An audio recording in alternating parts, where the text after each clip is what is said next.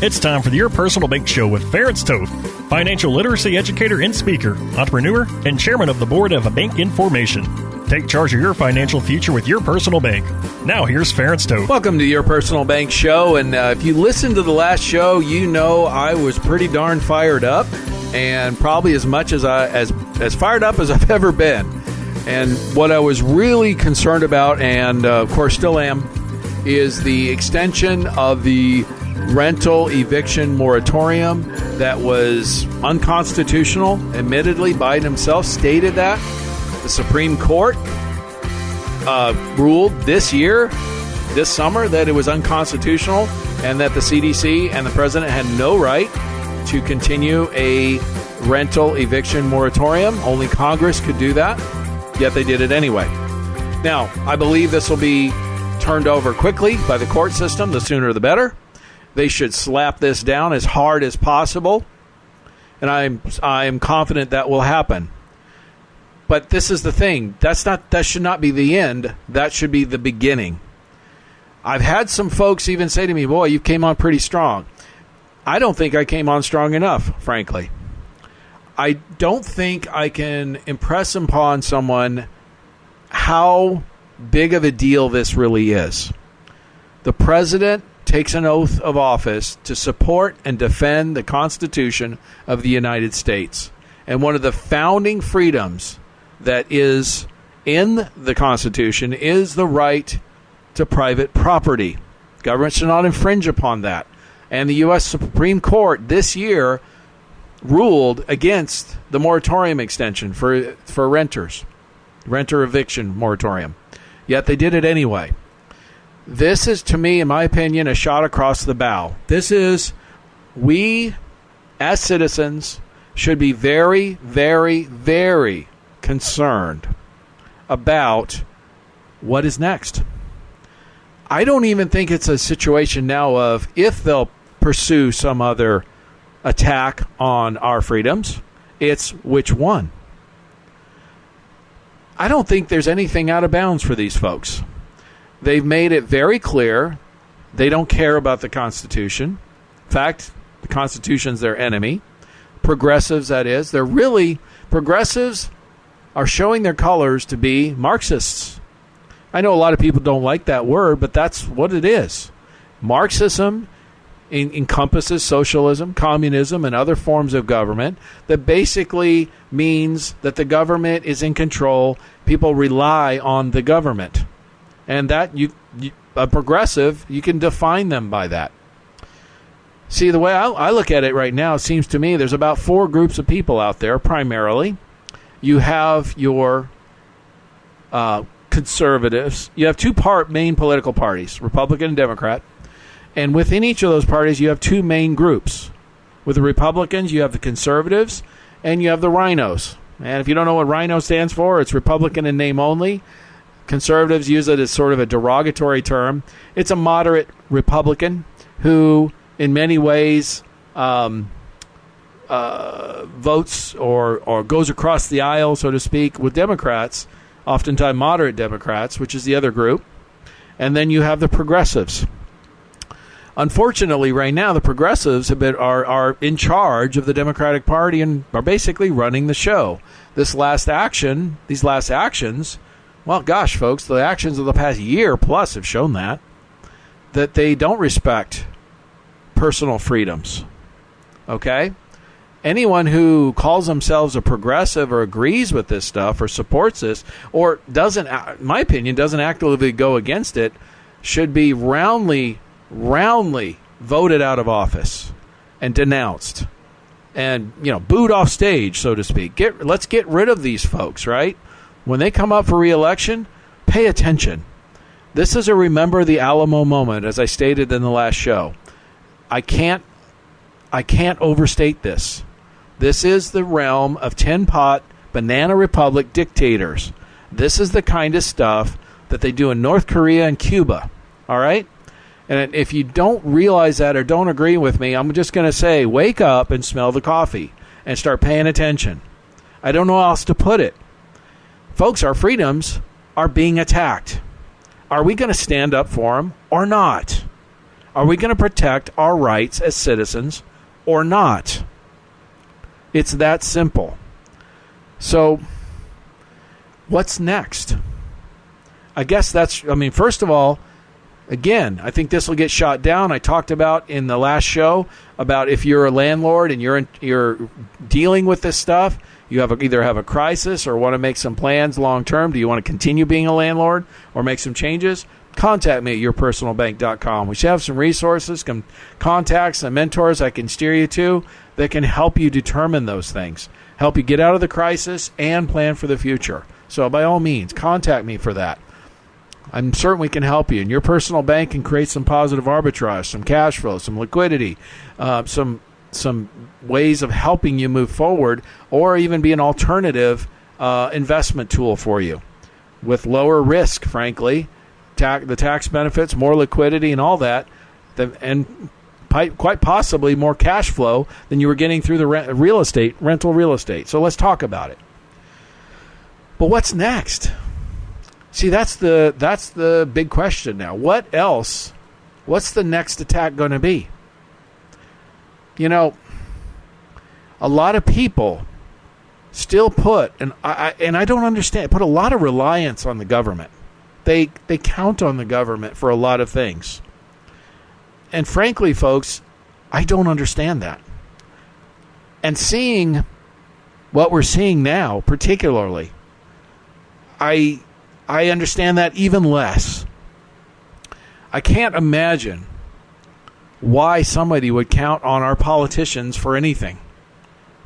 I said it in the last show, but Thomas Sowell, I think, stated that politicians can be counted on for their priorities being wanting to be elected, number one, number two, wanting to be reelected, and number three, priorities are far behind number one and two. And there's a few exceptions, don't get me wrong, but the facts of the matter are, sadly, that's very accurate. Why would you rely on somebody whose primary focus and goal is to basically get into power and then retain their power? And if you're in government, how do you retain power? By taking it away from the individual. I've stated this so many times. If we ask the government to do something, that means we're giving something away. And governments very, very rarely give back freedoms once they're taken. I mean, look at the Patriot Act, for example. That was supposed to be temporary because of to protect us from terrorism after 9/11, and yet all that stuff's still in place. Now, I'm not saying it was all bad, and I'm not saying we didn't need some stepped-up security because we were attacked. But the level of infringement on freedoms that the Patriot Act, for example, has enacted on U.S. citizens continues today, and frankly, just continues to grow.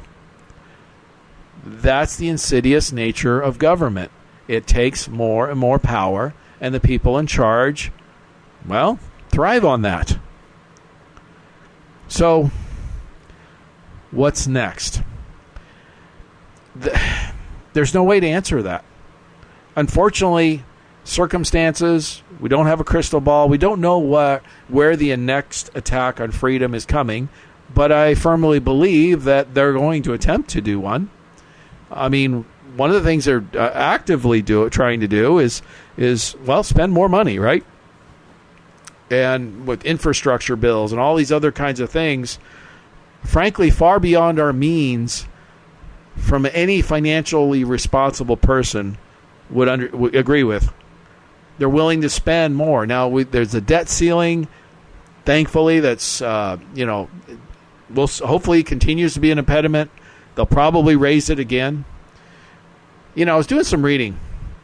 What are some of the solutions? And I know like a balanced budget amendment was popular for some time and is starting to kind of come back around. And it was interesting. I was reading some things back in 1993 when people were concerned because our federal deficit was $3 trillion.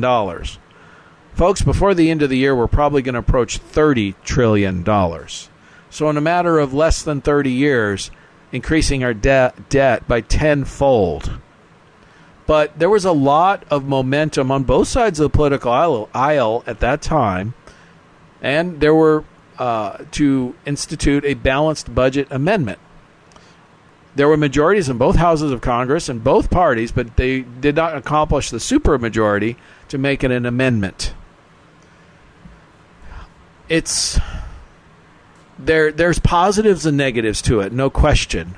But looking at what's happened, it's sad that it wasn't enacted. And because I think the positives would have far outweighed the negatives, particularly given where we're at, where we're just spending money like a drunken sailor, which will eventually bankrupt our economic system, which I believe is an ongoing attack to our freedoms. To support our government and leaders in any way to continue to spend more money for whatever reason, I think is highly irresponsible. And it's going to come back to haunt us. I used an example where one of the last COVID reliefs where a lot of people got checks from the government. And I understand, I talked about this, getting a check is cool in the mail from anybody for that matter. But the problem is that people need to understand, they need to be educated on. And we don't need everybody to understand this, folks. We just need 51% to understand this. So if we help them 1 or 2% more understand this, we've won the battle of ideas. And the idea is this. If the government, remember, the government has no money. And if the government sends you a check, that means it's going to come from one of two places. Either they have to tax someone else, so it took it from someone else to give to you, which you may be okay with, whatever, that's fine, or they printed it. Now, we all know they're printing a lot of money. What does that do? That impacts every single one of us. Because as more dollars flood into the system, the more dollars chasing the goods and services, that means the price of goods and services go up. Look at gas, for example. Look at food. Look at anything you want to, just about. And you're going to see that in the past year or so, the prices have gone up quite significantly. That most likely will continue for some time. Which means what? It means whatever amount you got from the check, you're going to end up paying many more times over that in the higher costs of inflation over the next several years, whether you got the check or not. Stay tuned in the next segment. We're going to talk about more of these things that we can do and about, well, what is next. So stay tuned. For more information on Your Personal Bank, feel free to contact Ference at yourpersonalbank.com.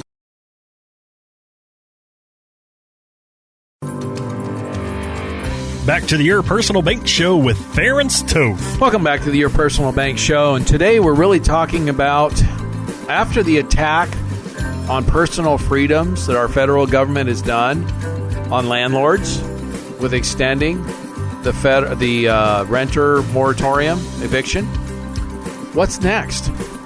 Before I get to that, though, if you missed the last show, I'm going to encourage you to go back to yourpersonalbank.com, listen to the previous show.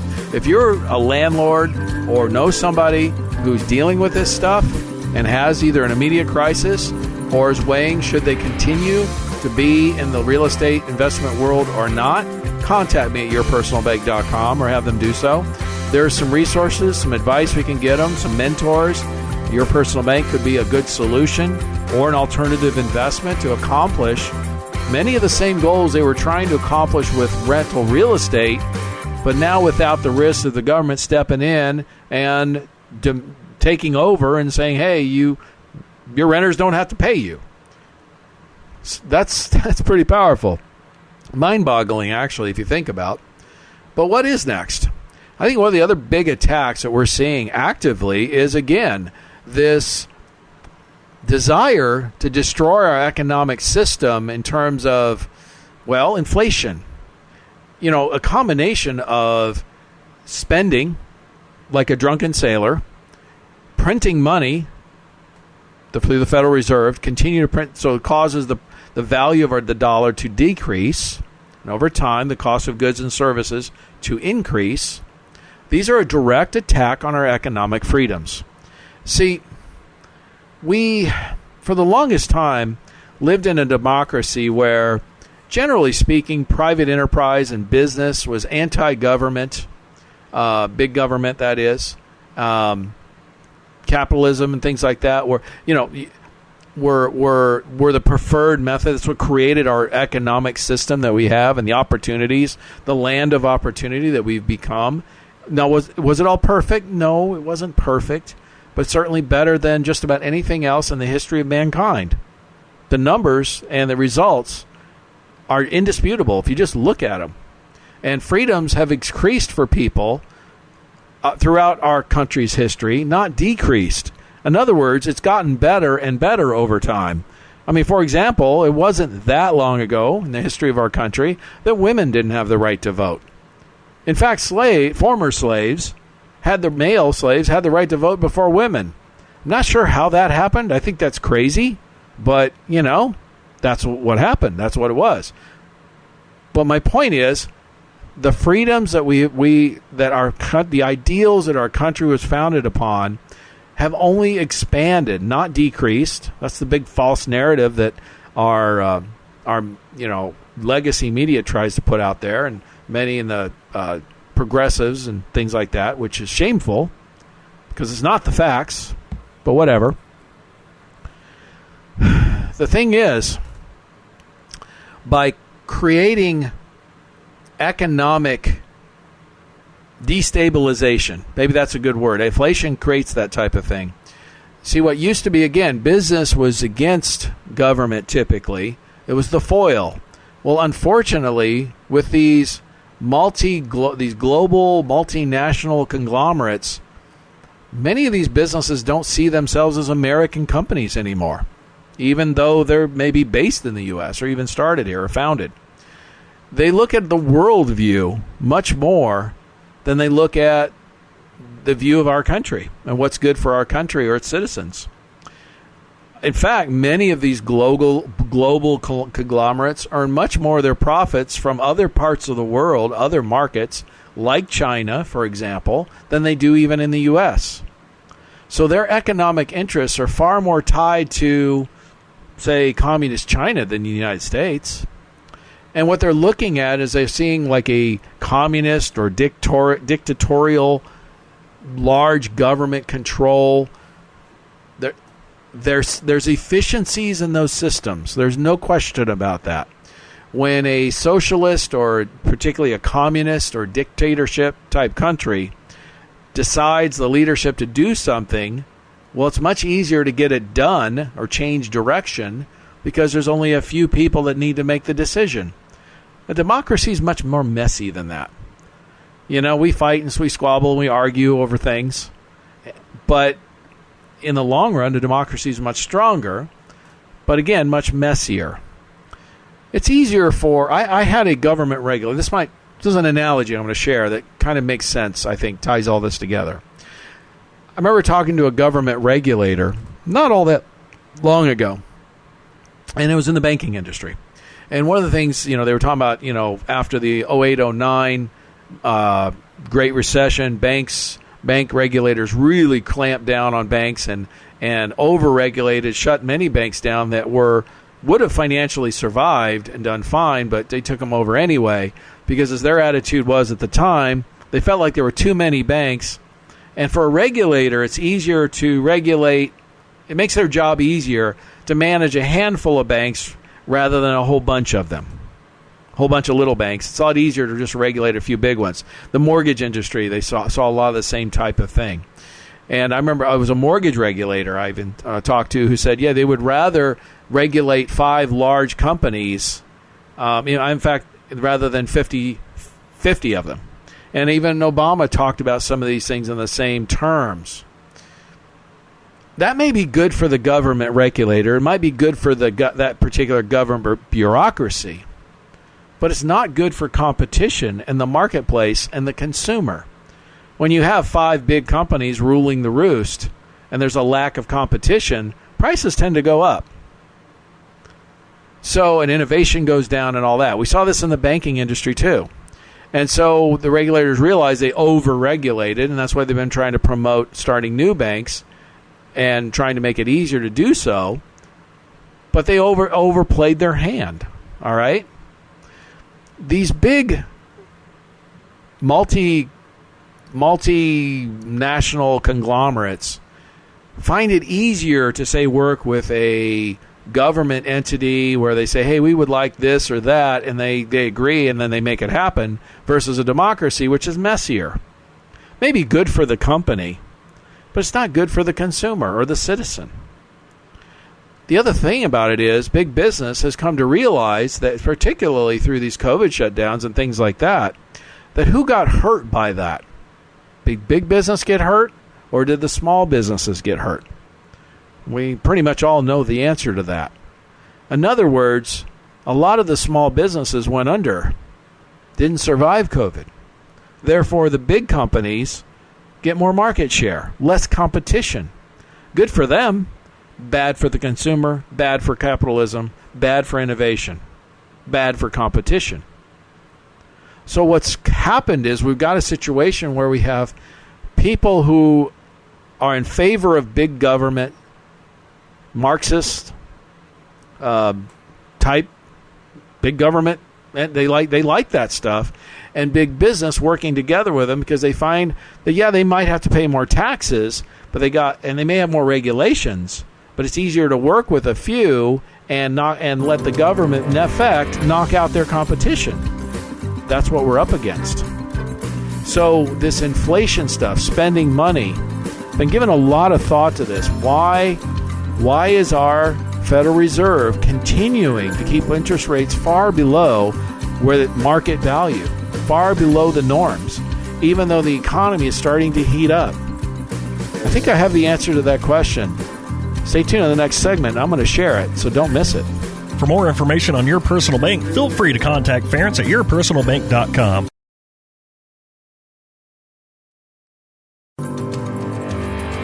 Back to the Your Personal Bank Show with Ference Toth. Welcome back to Your Personal Bank Show. So in the last segment, I was talking about what is next. What's coming next? Our federal government is willing to break the Constitution to give renters, extend their moratorium, their eviction moratorium. What else are they willing to do? Well, I think one of the things they're doing, pretty clear, like I've been stating, is their willingness to create some economic damage, so to speak. Their willingness to create inflation, which will impact the middle class in a negative manner far more than the wealthy or big business. Again, COVID restrictions showed business, big business, who got hurt. Large business, large companies, or the small businesses.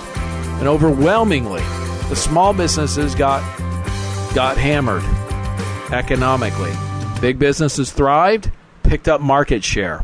So although, yes, they may end up paying more in taxes, big business, they may have more regulations, they've come to realize that they can absorb those costs much easier than the small business world can. And if those regulations and those taxes help get rid of the small business competition, they gain more market share, less competition, and they gain, more profits. So it's good for them. Generally speaking, bad for us, the consumer, but good for the big business. And that's why there's been so much support by major multinational global companies for politicians and policies that are big government directed, okay?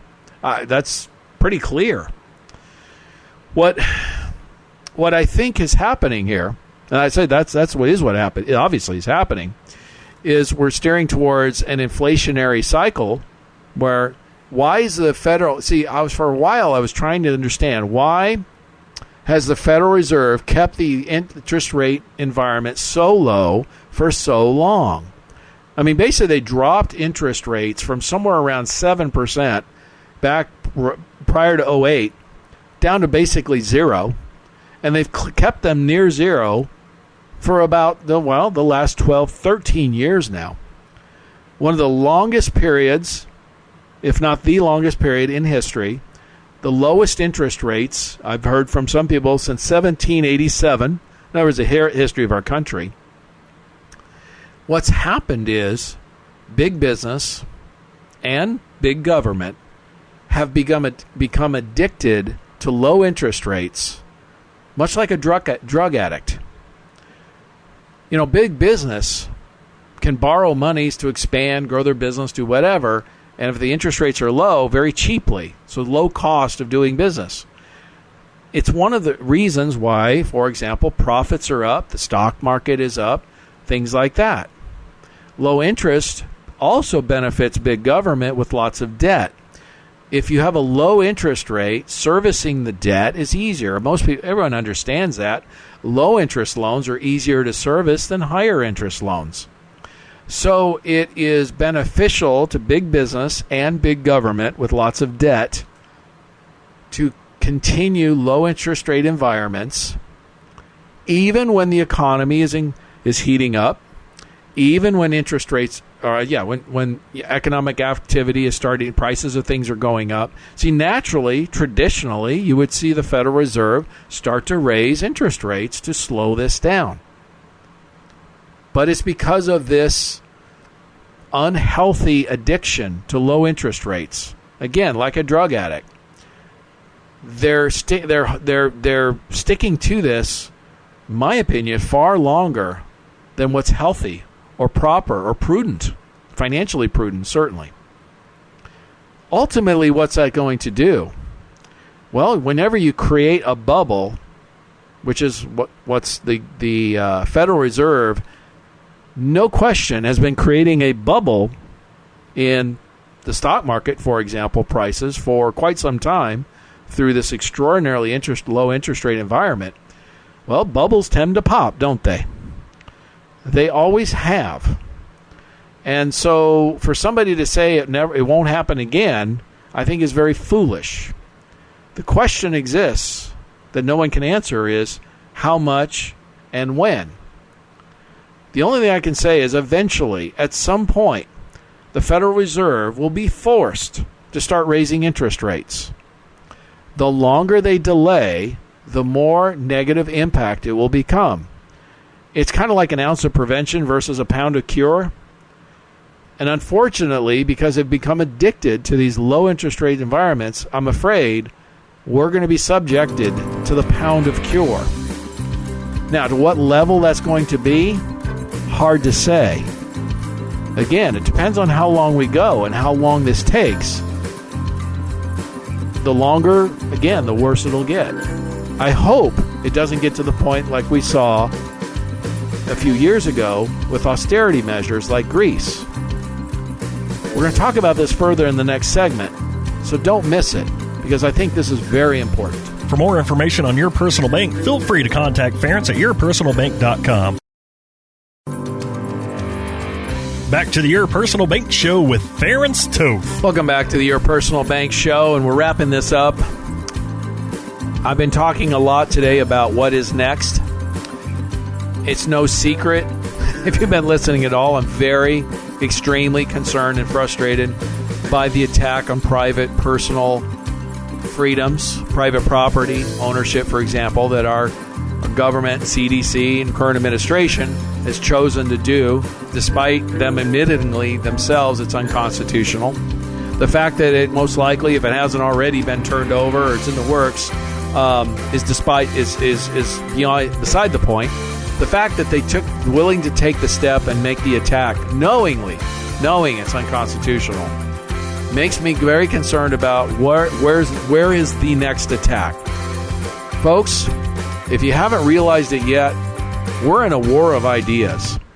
And we have a group of people who unfortunately happen to be in charge right now, the progressives, which I consider Marxists, who want something very, very different for our country. And the reasons why they want it so different really come down to power and greed. They want more power. By gaining more control, they get more power. They get more control, we get less. It pretty much is that simple. They take away freedoms, we lose them. Where are the next attacks? I think the biggest next attack, and it's happening as we speak, again, is economically. Interestingly enough, the first real, serious, direct attack was on private property rights. And think about who that impacts negatively. Primarily, it impacts landlords in a negative manner. About 40% of landlords, happening what they call mom and pops, small landlords who own a few properties, probably traditionally pretty conservative, probably don't vote for the progressives or don't agree with the progressive philosophy very much. And so, in essence, they're their enemy.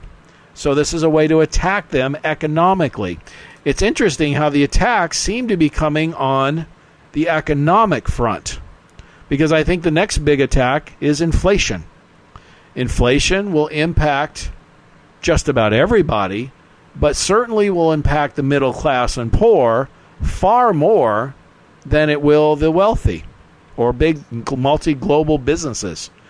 You know, if we have inflation, for example, if you're a multi-global conglomerate and you have business in multiple countries, and many of these countries, the majority of their business, even if they're based in the U.S., is not coming from the U.S., and the U.S. has high inflation, but the other country like China doesn't because they're manipulating their currency differently, is it going to impact them all that much?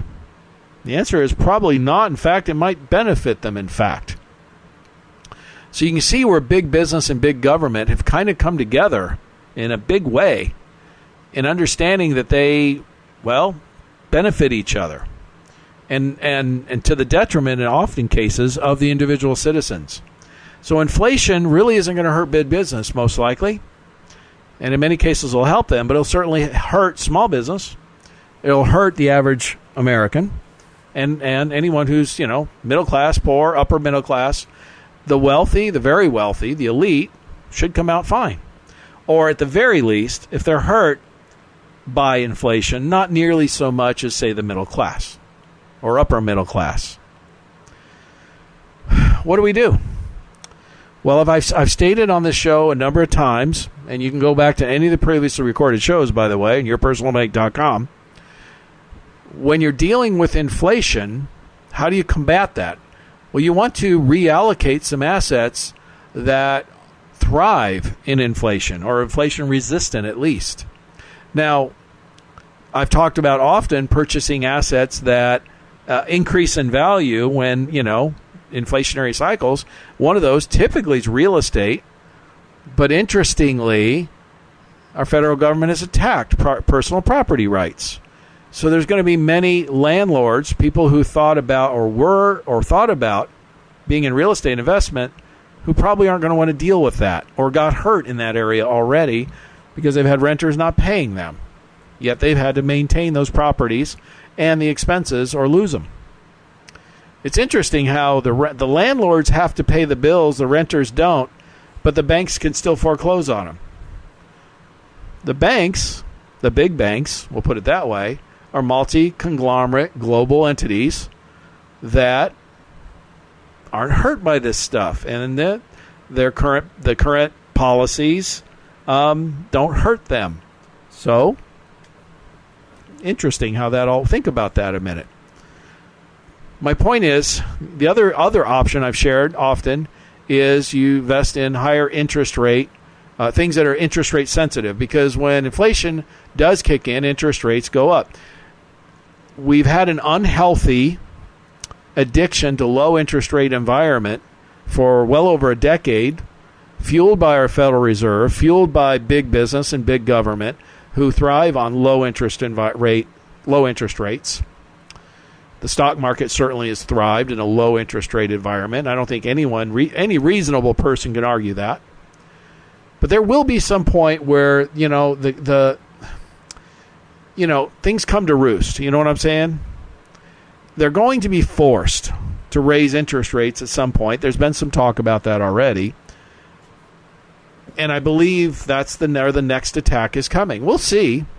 But I think that's where the next big attack, there could be something else, that's going to impact the economic future of many people. This is why I think your personal bank is something that should be considered by most anyone concerned about inflation, certainly, as a diversification strategy. Your personal bank dividends are highly interest rate sensitive. Historically, they've averaged 7-8%. Currently, we have companies paying 6%, even with this low interest rate environment. And in higher interest rate environments, dividends have been well into the double digits. In other words, as interest rates climb through an inflationary cycle, your dividends go up. On top of that, though, I think the next attack, if you will, could come in the form of higher taxes. Because if interest rates go up, the cost to service the debt will increase, which will then force the government to do a couple of things. Either increase tax or print even more money, which spirals inflation further. So there's only a limit on what they can do there without completely destroying the system. I don't think they want to destroy everything. I just think they want to create enough devastation and chaos to hurt the majority of what they consider their enemies or not their supporters, so they can gain more power. That's my personal opinion. So I don't think the entire system will collapse, but I think they'll create a level of devastation and chaos that will cause a lot of economic harm to people. Again, the silver lining is hopefully, this is what we have to count on, that the electorate are educated enough, are awake enough to see what's going on, are paying attention to these attacks on our freedoms, like on personal property rights, recognize them for what they are, and vote these people out. My hope, my fervent wish, is on these midterm elections that there are landslide victories of epic proportions to send a very, very strong message to the current leadership that the majority of Americans do not agree with the direction of the country, the way it's going, and what they're trying to accomplish. Things like forcing landlords to not allow people to live in their properties for free. That is my fervent wish and hope, and we will see in about a year if that's the case. But in the meantime, what do? You have to protect yourself. You have to diversify. I just think that is a prudent and necessary strategy to reduce future risks of higher inflation, higher taxes, and more economic chaos that is very likely to come. We are in a time, I think we're in a time, certainly is not boring. I can put it to you that way.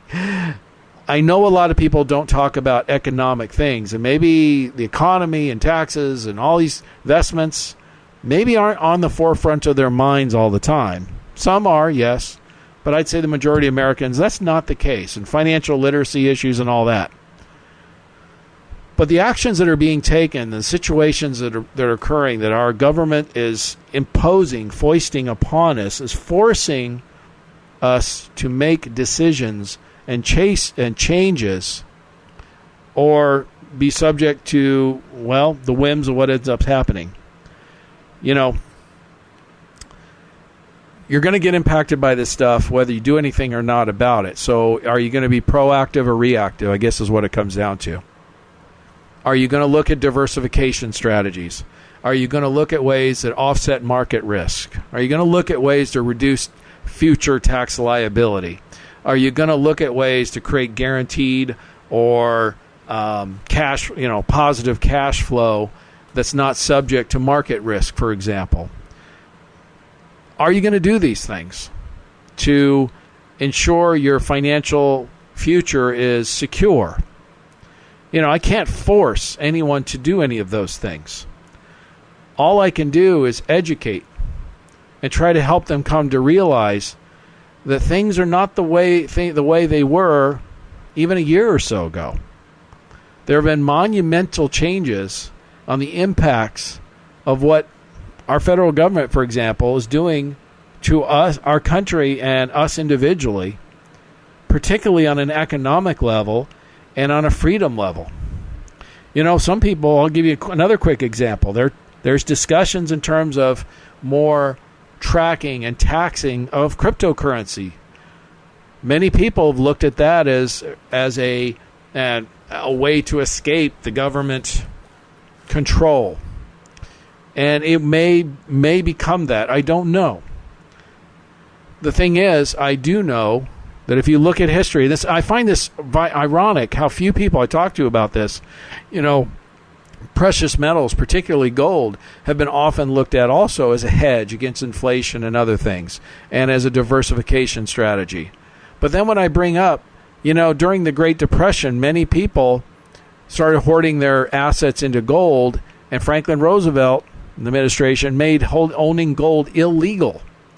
I'm amazed by how many people I talk to that don't know that happened, don't even realize that happened. And all I'm saying is our federal government did that because they couldn't control it.